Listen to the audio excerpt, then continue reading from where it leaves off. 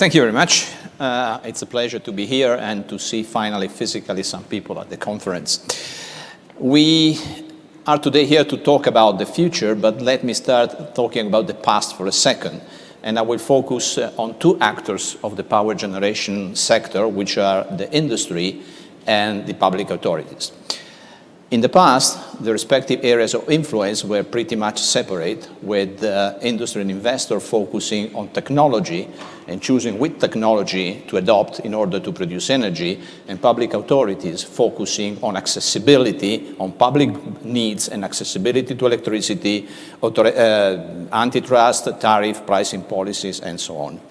Now, the boundaries between these two realms started to get blurred some 20 to 30 years ago, when in the name of environment as public good and later on of fighting climate challenge, the public authorities started to influence the technology for the power generation, and they did so by introducing incentives for certain type of technology, namely the RES, and disincentive for certain others like thermal generation through, for instance, the ETS scheme in Europe.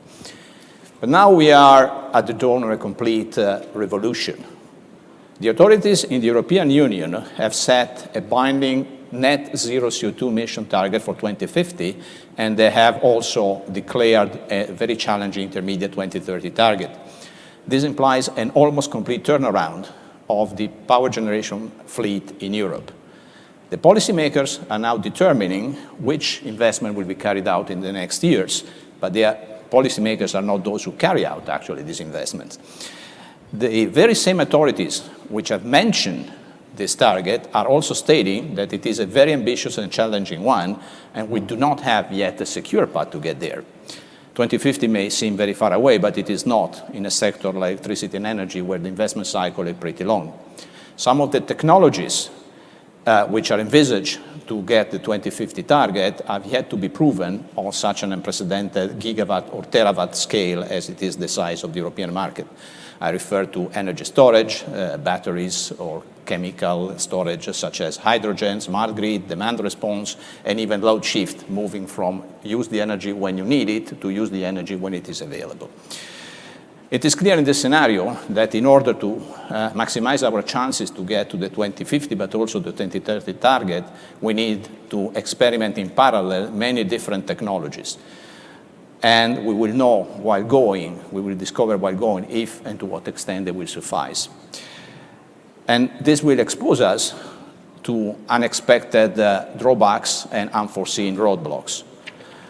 Now, one thing it is clear, we cannot afford the risk to fail.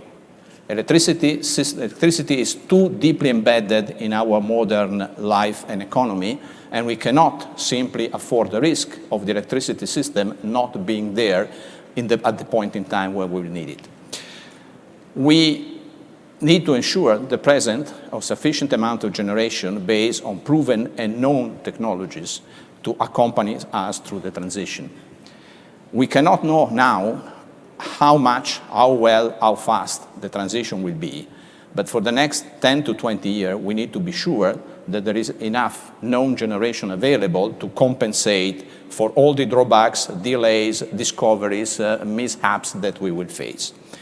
So at the risk of sounding paradoxical, I would like to say that to be sure that we will have a successful green energy transition, we need to ensure that the conventional generation accompanies this transition through the next years in the most efficient and obviously environmental friendly way.